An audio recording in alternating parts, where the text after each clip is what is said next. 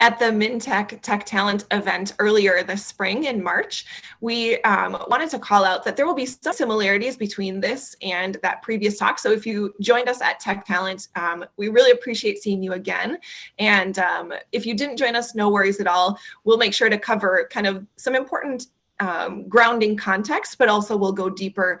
And in the end, we'll really also invite your participation and your perspective through some community discussion. And we're really, again, glad you're here and appreciate your context. So just to ground us in our goal, here's kind of what we're looking at today. We're really coming together to share Minnesota's computer science education context, really focusing kind of K-12, but also looking beyond because pathways are really important. We're also looking at the opportunities that are there in order to identify points of connection and stakeholder between K-12 education and industry folks. So we so appreciate having you all here representing a variety of different kind of stakeholder groups within both of those areas and beyond. And with that, we're going to talk just a little bit about kind of what is computer science, just to make sure we kind of ground ourselves in a common understanding. So we did just want to start with some common definitions. So when we talk about computer science, of course, it is kind of fundamental to our society, but we're also talking about more than just programming, more than just coding. We're talking about the study of computers and algorithmic processes. We're talking about hardware and software design. We're talking about talking about data, internet. So the big, gigantic, wide world of computer science is kind of is what we're talking about, what the definition is, and the importance of having students have an understanding of all of those different areas of computer science to prepare them for career in college. So in the world of computer science education, which is the world that Sarah and Andrea and I and others come from, there's a lot of conversation about why computer science in K-12 and into college. And of course, like most things in the world, there's not one right answer. And there are so many. And these whys tend to align with values about education that then for people, educator people, that shape practice and teaching and learning approaches. So you'll see on this slide here, 7 different values or impact areas that can help us frame or talk about why computer science in education. And there's a very prominent active group in New York who put this together, and they've been doing computer science education for a very long time. And this is where this slide comes from. And just to point out, these different value areas resonate with different types of audiences. So I'm just going to read them right now. So 7 areas: equity and social justice, technological, social, and scientific innovation, citizenship and civic engagement, personal agency, joy, and fulfillment, economic and workforce development, competencies and literacies, school reform and improvement. We use these 7 things and these values in our conversations with schools and districts and people who are interested in creating computer science classes, pathways, all these kinds of things. And what we're going to do right now is invite you into the conversation. We can go to the next slide, please. So what we put together is a poll where we're asking you right now to think about these 7 areas and identify the top 2 that resonate with you. And we recognize this is not an education audience. So we've created a poll. Hopefully that website's going to work. If it doesn't work, you can send a text to the information on the slide.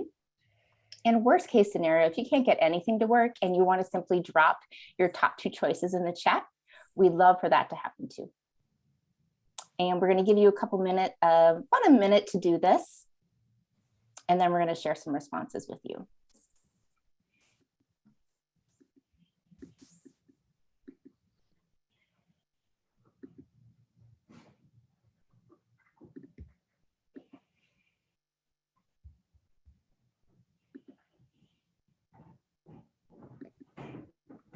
And I can see responses coming in.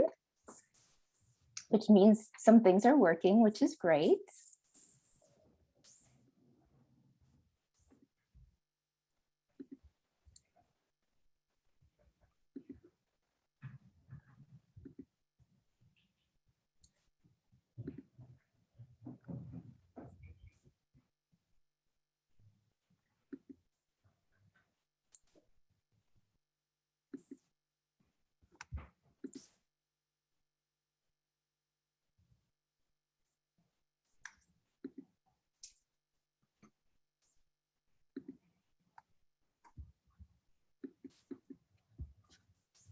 I'm going to give us about 30 more seconds.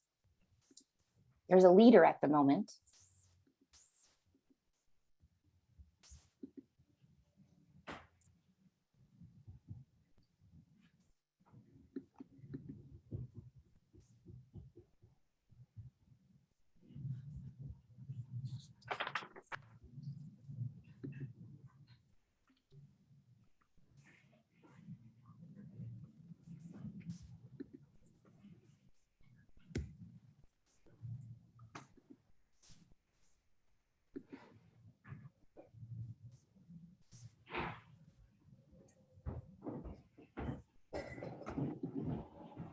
Okay, 10 more seconds.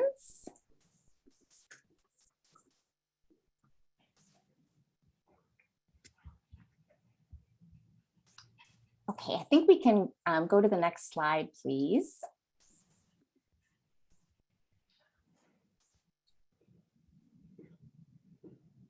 And I just added a new slide, so hopefully it's going to show up.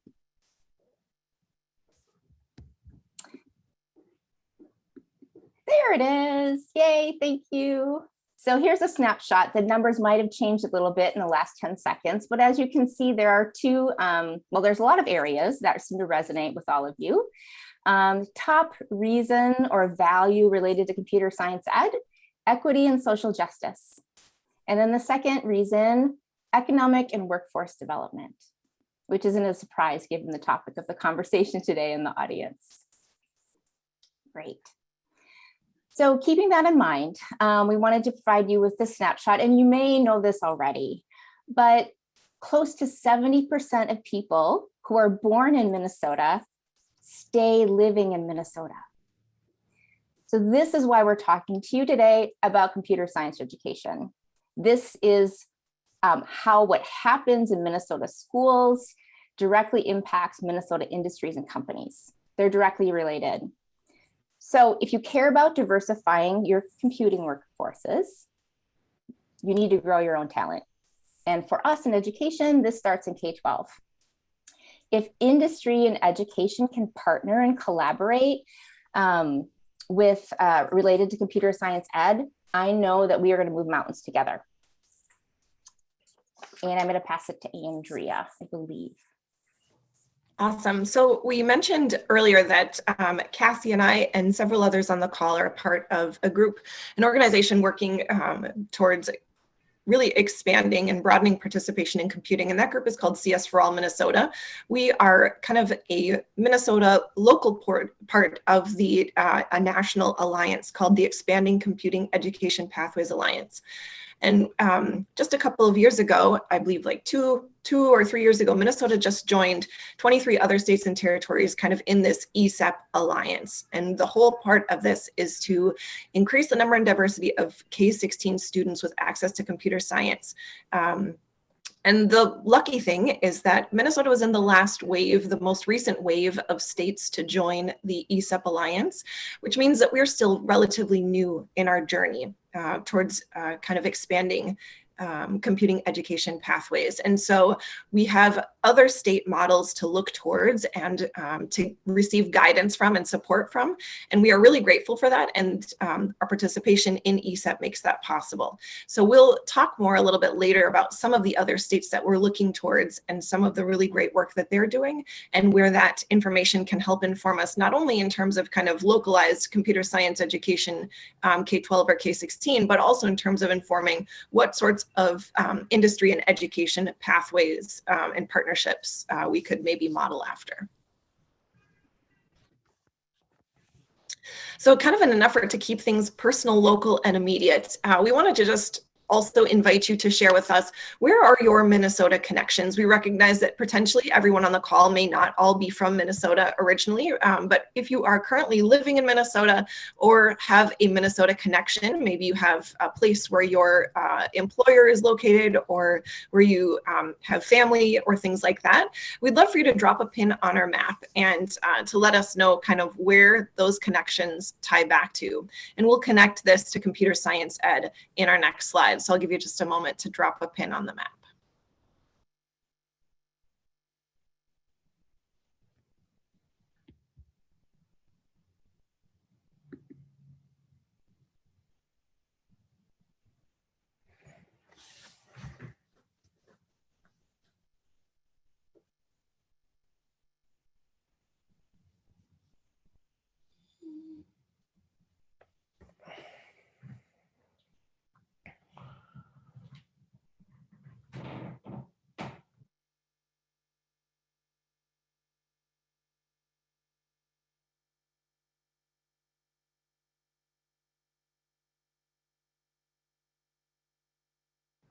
Couple more seconds to let you drop a pin on that map, and I'm going to do the same thing where I'll add a slide with the screenshot of results. So sorry for asking to refresh that slide deck real quick, dropping it in there right now.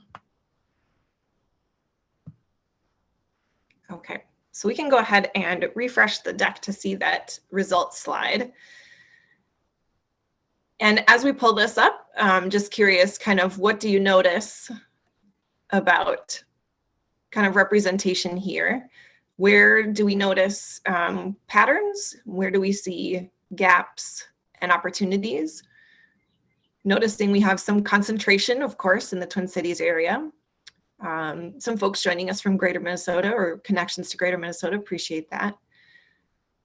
So just thinking about, as we're engaging in these conversations about industry and education partnerships, who else might we want to invite to the table so that we're sure that we're including voices that represent Minnesota more broadly, because that's really important. And on the next slide, we can see that these patterns resonate across computer science education as well.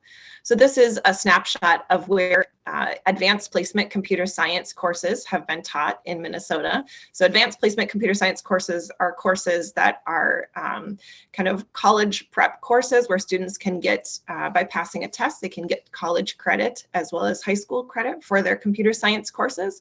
These are definitely kind of the most advanced computer science courses often that are offered at high school level. And this data is not representative of what happens prior to high school or prior to those AP courses. But just wanting to point out that the data we have on where AP or advanced placement computer science courses are taught shows that there is also concentration in the Twin Cities area. Again, probably not surprising, but that there are also definitely gaps in areas of Minnesota that are not yet represented or not yet offering advanced placement computer science courses. So thinking about some of those kind of higher level computer science courses and how we can make sure that access to those courses is equitable across Minnesota is also kind of part of what a partnership could help to really lend an eye to.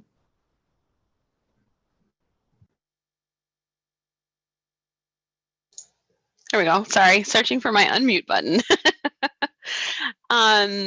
So I see a question in the chat, and we're actually going to come up to that in just a second. Code.org, along with the ESEP group, has been working to understand the landscape of computer science, K-12 computer science education across the country. And Code.org, several years ago now, came up with these 9 recommended policies that states adopt in order to increase computer science education. And you can see some of them here, all of them here. Creating a state plan, defining computer science and establishing K-12 computer science standards, allocating funding, implementing certification pathways, creating programs at institutes of higher education for pre-service teachers, establishing dedicated computer science positions at state and local education agencies, requiring that all secondary schools offer computer science, allowing computer science to satisfy a core graduation requirement, and allowing computer science to satisfy an admissions requirement at institutes of higher education. So in Minnesota right now, we have 2 of the 9. Computer science is allowed to count for a math graduation requirement if it also addresses the relevant math academic standards. And a year and a half ago, I was hired at the state as fulfilling number 6. So having a dedicated computer science position. And all of these items are kind of at the policy level. I think we'll also talk about a lot of other ways to make change not at the policy level in ways that are more accessible to kind of everybody. So let's go to the next slide. So this is a look at across the state, how many of those 9 policies states currently have. So you'll see Minnesota there, we have 2. There's, a handful, maybe 10 that are in the like 7 to 9 range. And then, some more kind of in the middle. And so it's interesting to note kind of the variety across the country. And we'll get into a little bit later some examples to think about how long different states have been working on increasing computer science education. Also plays a factor in how many policies they've adopted. Let's go to let's go to the next slide. So one of the measurements they use is the percentage of high schools teaching computer science by state. So this is only high school level data, and this is publicly available data. So Minnesota currently has the lowest percentage of high schools that teach computer science. And, there's a couple of things to think of when we look at this data. One, I think this is our call to action. Let's see how we can raise this number in Minnesota. 2, I think it's also important to think about this is only one piece of the puzzle, right? And there are lots of other things that we need to work on in order to raise this number. It doesn't just mean offering more courses. There's a lot of complicating factors in that. And we're going to talk about some of those today and, get into it a little bit more. So, and I see some questions and I think some of those we'll address a little bit later. So as Sarah alluded to, we want to present today another way to look at computer science education and equity across the entire computer science education ecosystem, because just offering more computer science courses doesn't necessarily achieve our goal of a more diversified and better prepared tech workforce, or equity and social justice, which were kind of our 2 most salient why computer science ed points. So the framework I'd like to present today is called the CAPE framework. This was presented by a variety of researchers, most notably out of UT Austin. And so how we look at it is there are many factors, many layers that play into equity across computer science education ecosystems. And we'll start at the bottom of this pyramid because each layer really supports the next one. So the bottom layer is talking about, sticking on that slide just for one moment. So the bottom layer is talking about capacity for computer science education. And so this is really are teachers able to get the preparation that they need? Are they trained not only in computer science as a content area, but in equitable and inclusive computer science, so that we are making sure that we're welcoming students in and providing access, et cetera. This also relates back to funding and policies. And we mentioned earlier that in Minnesota, we don't yet have statewide funding for computer science education, nor do we have policy in place. And so the capacity piece is kind of our foundational piece of the pyramid that's needed in order to move forward. And now we can go to the next slide, and I'll kind of walk through each piece of the triangle as we go. So thinking about capacity, here's what some shining stars or some bright points are in terms of what we do have in place in Minnesota. So although we have kind of what's called a local control state, where schools and districts are able to make choices for themselves about kind of funding and a lot of curriculum, we also have some organizations that are doing really great work on a statewide level. just to be clear, I work for Code Savvy, so I can speak with full confidence and also a little bit of bias in saying Code Savvy is doing some really amazing work in not only offering youth programming, but a large branch of our work, and the portion that I'm in charge of is our training of educators.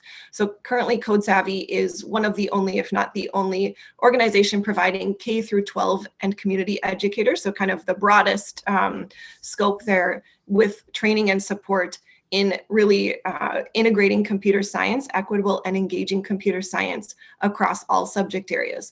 And to be clear, this is work that we struggle to fund each year. It's really based off of grant funding and donations. And so just thinking about, you know, some of these organizations that are doing this great work, this is an opportunity for some partnership. We also are lucky in our state to have Twin Cities Public Television and Code.org that have partnered to do training for 6th through 12th grade teachers on 2 specific curricula, CS Discoveries, which is for middle school, and CS Principles, which is one of those advanced placement curricular areas for high schoolers.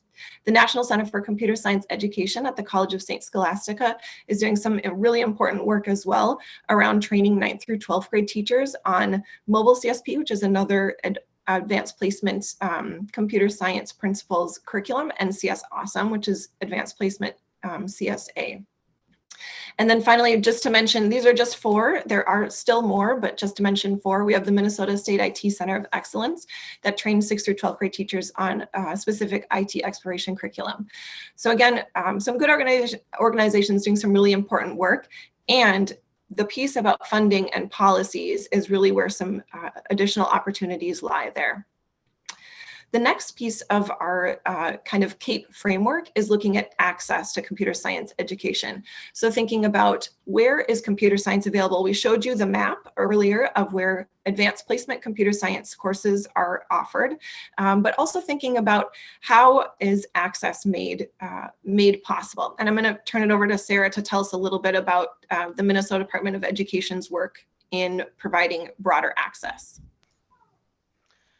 So at the department, we have academic standards in several different areas: arts, science, ELA, social studies, mathematics, and physical education.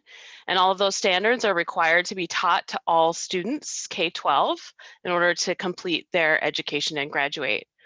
So one of the ways we've decided to tackle increasing access to computer science education is actually integrate computer science concepts and practices into those academic standard areas as the, excuse me, as they're being revised. So arts, science, and ELA, which is English Language Arts, have already gone through the revision process. Science and English Language Arts are currently part of the rulemaking process. So the academic standards actually end up in law. And so they have computer science concepts and practices embedded in them. This year, we're in the middle of doing social studies standards, and next year we'll start work on math standards. And both of those will have computer science concepts and practices embedded in them. And part of the reason for doing that kind of integration is about access. Every student in Minnesota has to meet all of the standards, and therefore they will get exposure to computer science concepts and practices by meeting those standards in the other content areas. And the table at the right is just to help illustrate what Andrea was talking about regarding local control. So at the state, we set the destination for learning. So we kind of talk about what content do you need to teach, both by setting out academic standards and then benchmarks, which are more grade-specific goals for learning. And then at the district and the individual school and educator level, they determine curriculum and instruction, and they do local assessments. They also determine what courses to teach to meet those standards.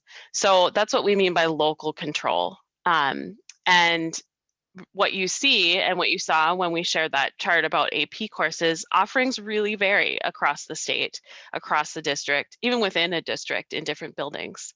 And so that's one of the ways you can work with local schools and districts that and educators to add items.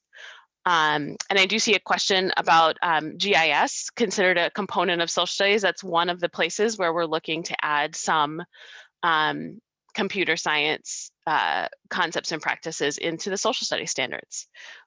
So yes, there's lots of different ways that we're looking at integrating CS into these other content areas. Thanks, Sarah. So we're going to keep moving along in the layers of the CAPE framework. So this next one is about participation in computer science education. So assuming we've got capacity, supported for teachers, capacity building supported for teachers, assuming we've got access to computer science education covered, schools are offering, who's taking our computer science classes, or who has the opportunity to participate? And in some schools, there are a lot of factors that can determine participation, things like prerequisite courses, things like scheduling conflicts, competing interests, as well as students opting out, just feeling like this is not for them. So we wanted to present some information here. Again, we're focusing a lot on advanced placement computer science data. You may be asking why that is.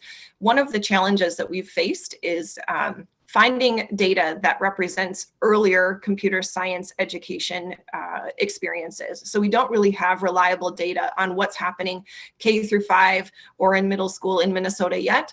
And I would say the advanced placement data goes through the College Board on a national level, and so is really more readily available and highly kind of regulated. And so we're working, that's part of what I think many of us on this call are interested in, is pulling together some important data through things like briefs and landscape reports so that we can share out more broadly about what's happening here.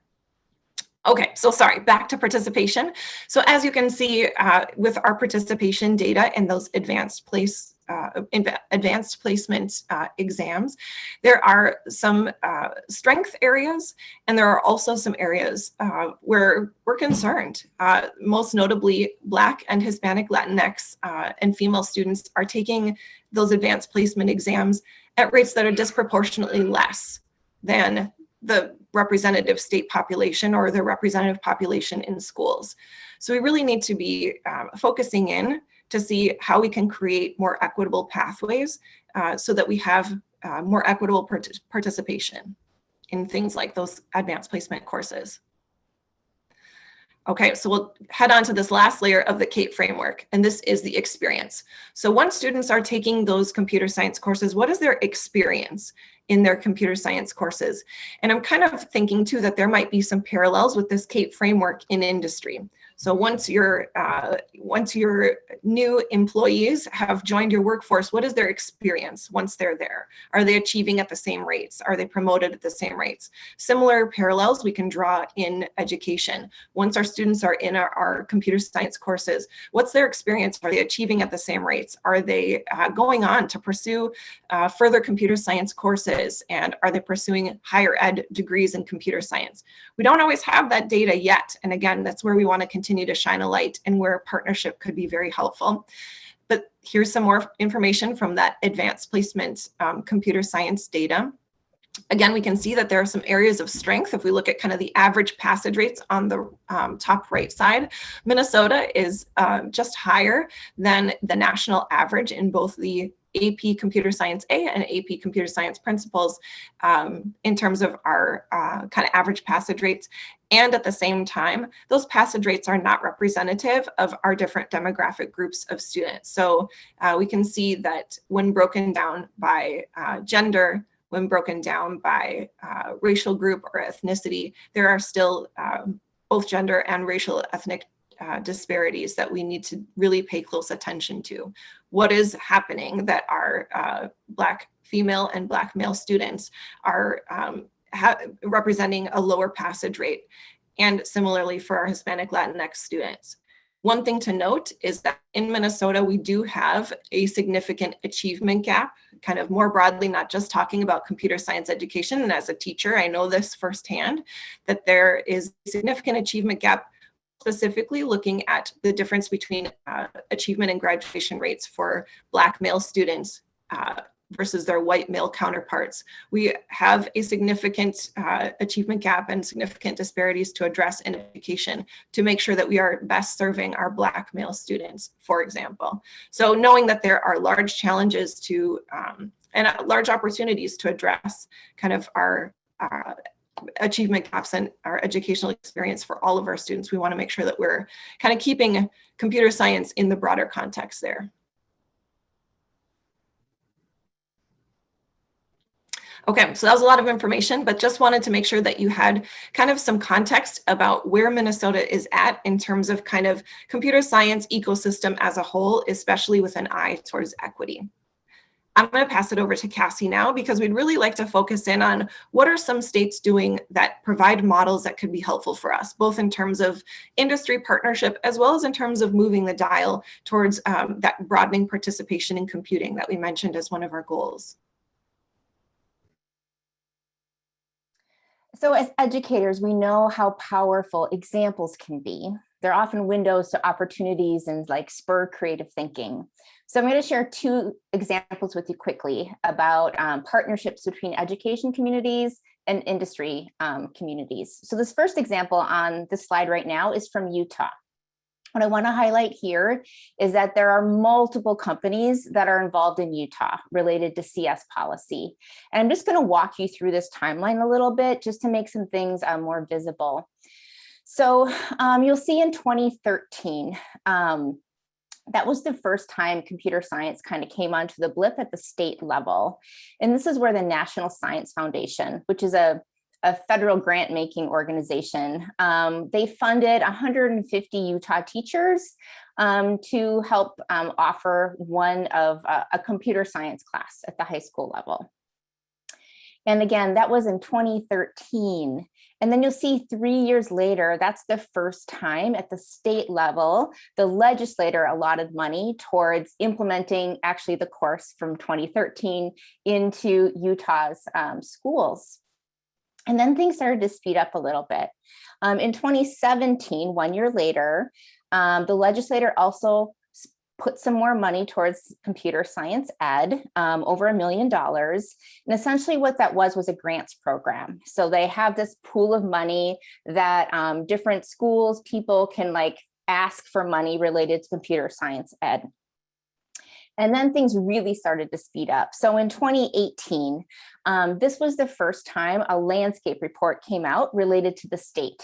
And this is the work Computer Science for All Minnesota is doing right now in 2021. So this is the first statewide landscape report. There are statewide standards that are adopted, and there is a task force at the state level by the legislator that's developed to help create a state plan related to computer science ed. So a lot of stuff happened in 2018. And then in 2019, this is where industry really stepped into the game. And now pay attention, this is 6 years after the first sort of like state blip happened related to computer science ed. And essentially what happened is there are a bunch of leaders from all across Utah that committed, I have a typo on there, $4 million actually, to support the computer science plan that was drafted. And they basically, it's another sort of like pot of money that people can access. And then also, oh, I don't have a typo, sorry, too early for my brain.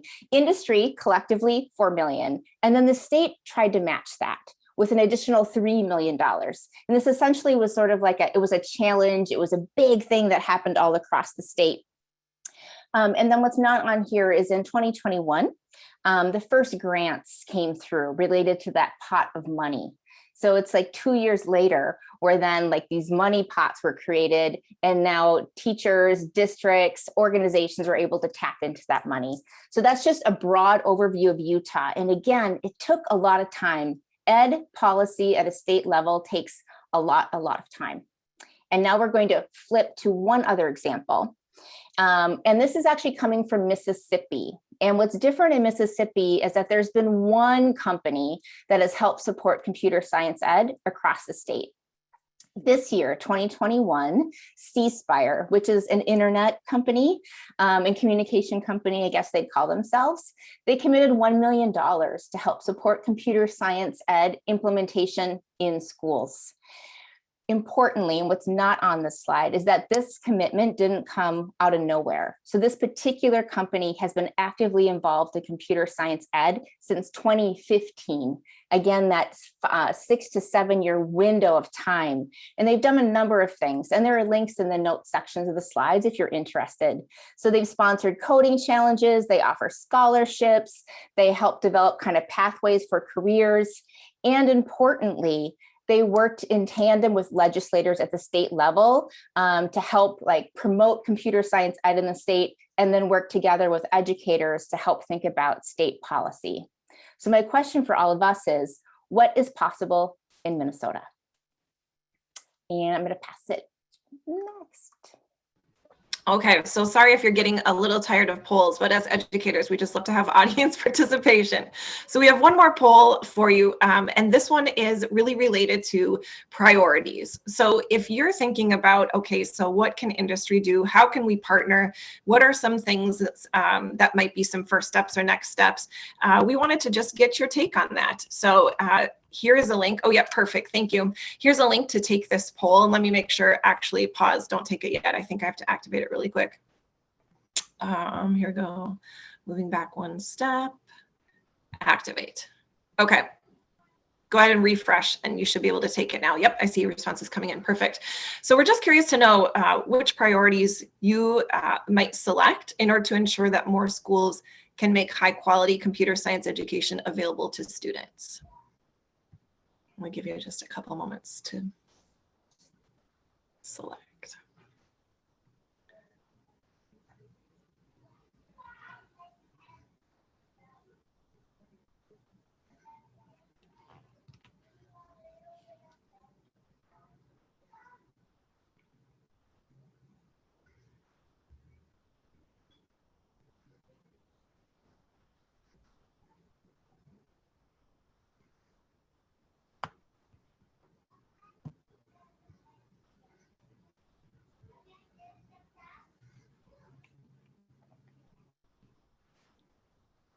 Maybe just another couple of moments.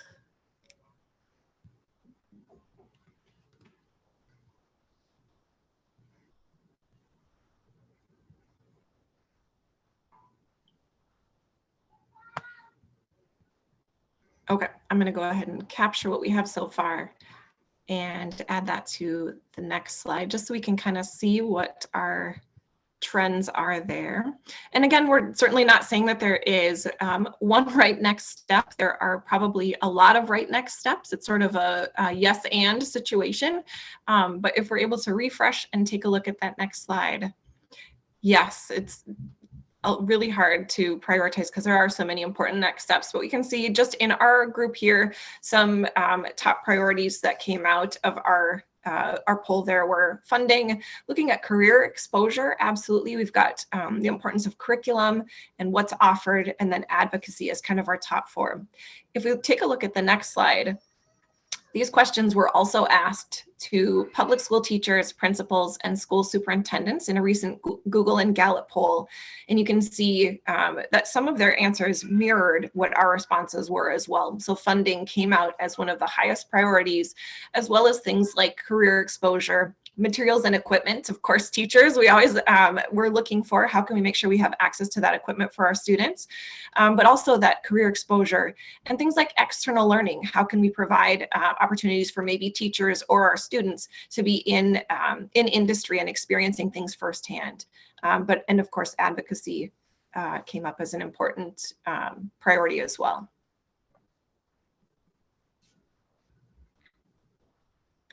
I'm going to pass it over to Sarah now to kind of share a little bit of context about some of what we see as key opportunities.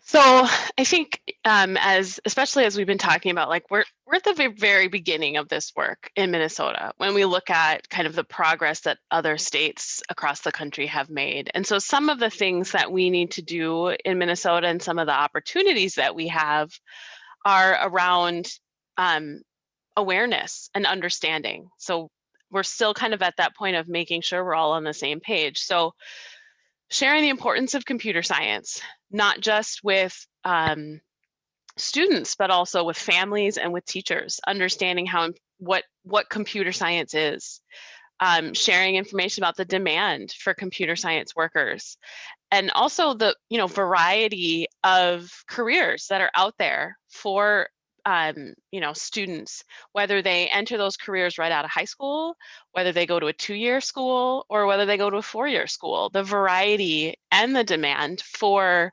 those students with to move into CS fields.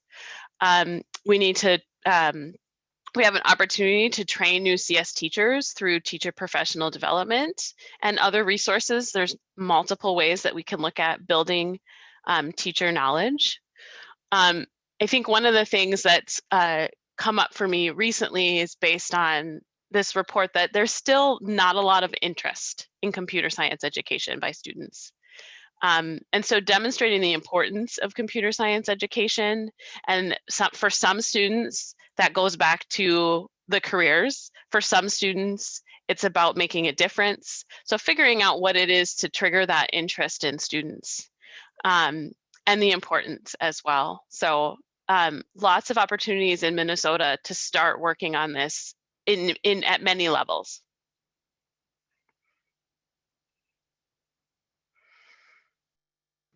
Okay, great. So we've talked a little bit about some potential opportunities as we see them, and we want to next call out some next steps. And we think, again, there are lots of important steps that need to be taken, and there are things that we see as kind of short-term levers, sort of the micro level, that are very important, and maybe things that you're already doing.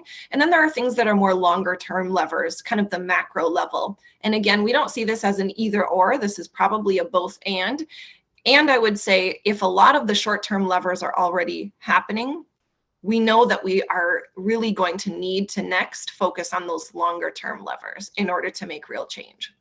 So keeping that in mind, and this is again not an exhaustive list, but some identified short-term levers are things like in the workforce, addressing your present workforce needs. Taking a look at recruiting, taking a look at kind of that workforce culture, taking a look at some of those things that are really present in the here and now. Those are short-term levers and are very important, and I absolutely need to be a top priority. Thinking also about how you can reach out to your local school. Maybe it's something as small as just reaching out to, if you have kids or relatives, reaching out to your local school to ask, do you have computer science as an offering for students? Maybe it's that you volunteer to mentor or speak at a local computer science ed event. Maybe you're a classroom speaker. I just had a classroom speaker last week about cybersecurity, and my high schoolers were so engaged. They were so interested to hear about what is happening in industry, especially as it relates to their lives. There are also things like joining a mailing list, getting connected with an organization, hosting an educator training event, hopefully post-COVID when that becomes available. These are some short-term levers. And let me just next turn our focus to some of those long-term levers, and keep ideas coming in the chat, because I'm sure that you as individuals as well as organizations have some important ideas about this. So some long-term levers that may be possibilities are things like developing some meaningful partnerships between industry and education to support some of that CAPE framework. So maybe there was one area of capacity, access, participation, experience that really jumped out to you. Thinking about how you might be able to support kind of that layer of computer science education equity. Maybe it's jump-starting some state-level CS Ed efforts through funding. I saw a really good question in the chat about, well, 1 million doesn't really seem like it would do a lot, thinking about one of those other state models. And I saw a good response that pointed out $1 million is more than what we have right now. So it may seem like a little bit, but it's definitely more than what we've got. And so would still provide definitely some opportunities. Thinking about advocating. So how could we really advocate? Educator voices are important, and educator voices are really strengthened when partnered with industry voices. So really, how could we partner to advocate for expanding and supporting computer science ed on a state level? There are important and influential people that I think listen carefully to what industry has to say. And so your voices are important in this process, as well as joining a working group. There's work to be done here. We're this CS4All Minnesota team, we're working, most of us on a volunteer basis, to pull together this data so that we can have information to present, to hopefully legislators, to policymakers. There are forces that are going to be formed. And there are, of course, advisory boards. Think about some of the local computer science ed organizations that are doing really important work. They need your help on their advisory boards to be making kind of an impact there as well. And then I mentioned this one already, offering things like teacher externships or partnering with computer science educator training initiatives to support that work, knowing that one teacher really impacts, a variety of students, maybe 30 this present school year, but they're over the course of their career can impact, thousands of students. So these are just a few next steps and calls to action.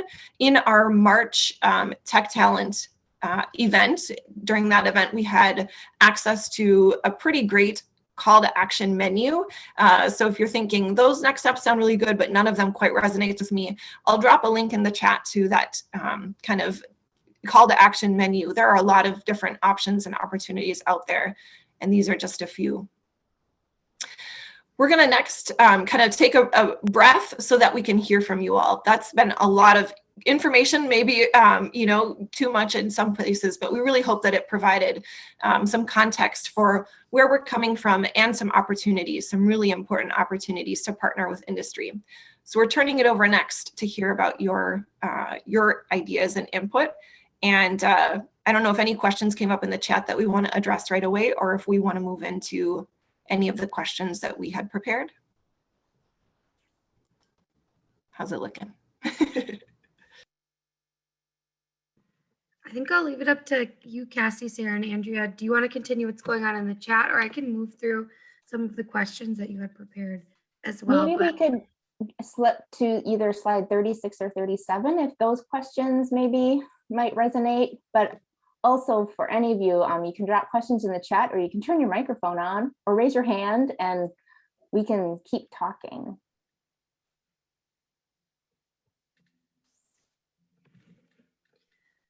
Yeah, I think 36, and I'll flip to 37 quickly as well.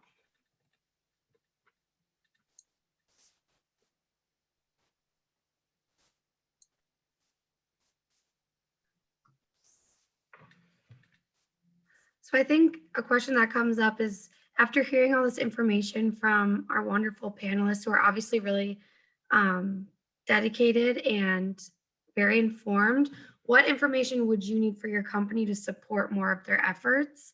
Or what is something that you'd want policymakers to know? Go backwards. Well, that's a good question in the chat about what is it you'd like the most from us, laying out a top 3 for people to think about. Michelle, I can speak maybe for CSforAll Minnesota. Maybe one of those top things would be advocacy. Often industry and companies have very powerful lobbyists working at the state legislature. What we know right now is CS education is not a top priority for folks around the state. And education circles like we come from don't necessarily have those powerful people in place.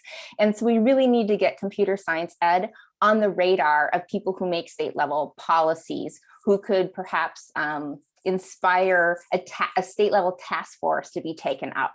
So that would be one thing that I'd mention in terms of like how I think industry could be helpful. I would add, go ahead, Sarah. I was just going to say the other thing is doing work at the local level, starting having those conversations with the local districts that you know about the importance of computer science education, partnering with your company to, provide funds for teachers to attend professional development, and also doing work at that local level, I think is also important. Yeah, I was just going to echo and say funding, while it may seem like kind of a traditional answer, in our polls with you all here, those were things that you identified as well. And the Google Gallup poll sort of shows that on a national level, that is also sort of a top priority. So I would say, since we have no state funding for computer science ed currently, we really are looking to other sources. So supporting things and maybe looking towards that kind of macro level or that longer term possibility. So supporting things like larger programs or organizations in their initiatives, supporting things like educator training, and looking towards how kind of your funding can expand into something that has greater impact. Awesome. It looks like Michelle has her hand raised. So Michelle, did you have a question for the I panel? did. Thanks. A quick one. Are you guys aware of any grants or any ways that other states have collected money to pay for lobbying to promote this? Right? Because otherwise, how do you get it done? Like you said, everything kind of comes back to funding. And I was wondering if there's creative ways that you've witnessed in other states where they've put funds together to have somebody work on bringing, the issues forward so that the state lawmakers and everybody know.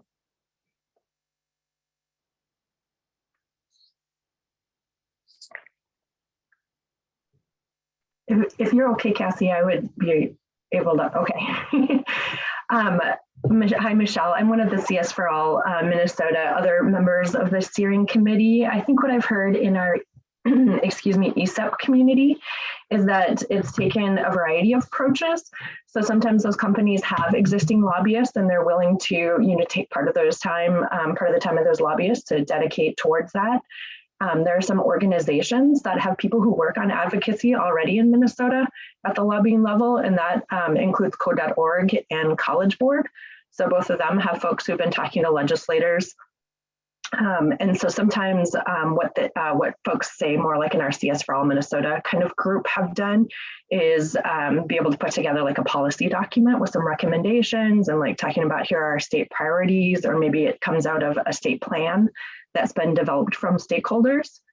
And then in contrast, some other states have nonprofit organizations that have that are doing the advocacy work and have full-time or part-time staff members that are dedicated to these efforts so that they can spend the time. I think one of our limitations right now with CS4All Minnesota is that we're all volunteers doing this. Right. And so, establishing an organization that has dedicated staff who can, spend a lot of time talking to policymakers is also helpful.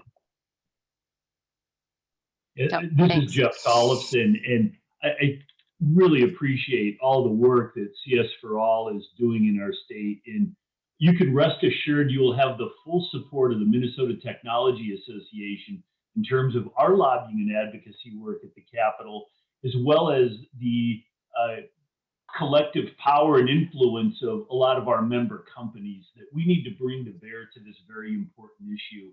So this is such an important call to action for our community, for our state. And I'm really thankful that so many smart people are on this morning that can be part of the solution.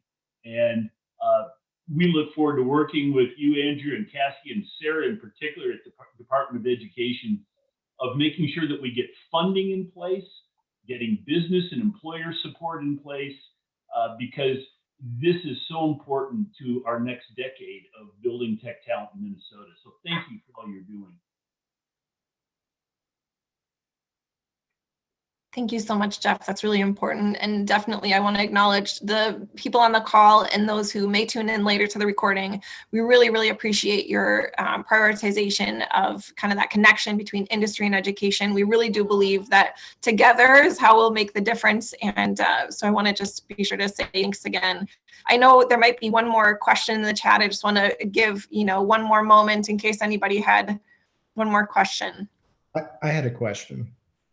Please go ahead. Just listening to things and being an educator, we're in a situation right now where we're looking at institutions, standards, and a lot of times that could be, could slow things down somewhat. And I was just wondering, has anybody ever considered like having like a seed fund or something like that? Like, for instance, there are two things that when we look at rate of return in education, one is least the rate of return is on technology that school districts spend and on professional development. That's where the rate of return is very low. So when we think about like human capacity in developing programs like this. If there were like opportunities for teachers to, let's say, apply for grants, because if you think about it, an organization could vet out whatever is on Coursera or other places where teachers can get those skill sets and not have to be dependent upon the school district or the school, because schools deal with many different objectives. Like I forget the 9 that were up there. There are so many layers to doing this. But if you look at it from a grassroots perspective and you look at cost-wise, you could have teachers doing this on their own and developing those skill sets just by using the capability that's out there, what's out there already. So sometimes I think maybe a grassroots approach is something, I don't know. I mean, I'm sure people have considered it or there are plans, but I just see an underutilization that way, specifically with, we're looking about developing relationships with school districts and buildings, but teachers are on the ground day to day. And I think one way to do that, I mean, if we look at SEL and the way things are going, we're teaching students that the job force is going to change. You may have short-term contracts. You may work for a few companies at a time. I think that's the way education is going. So I think that just that type of grassroots approach would, I don't know, I was just wondering if anybody's doing that or thinking about doing that.